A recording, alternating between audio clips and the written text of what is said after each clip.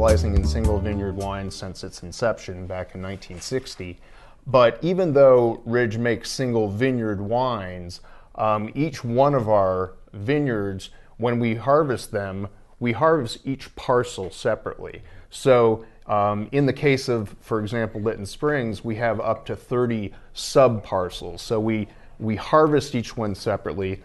Each one becomes its own separate fermentation, and then we follow that fermentation all the way through after malolactic. We taste these fermentations now turned into wine. After malolactic fermentation, we taste them blind, select out which ones we feel are really have the best character for example, the Lytton Springs. And in some years, there may be years where we feel a certain block really is best left on its own because it's a little riper, it has a little more structure, whatever the case may be. And that was the case in 2010, primarily based on the structure of the wine. This wine actually comes from the oldest part of Lytton Springs. It comes from the hills. If you've been to the winery at Lytton Springs and ever looked out, you can see the hills right outside the winery.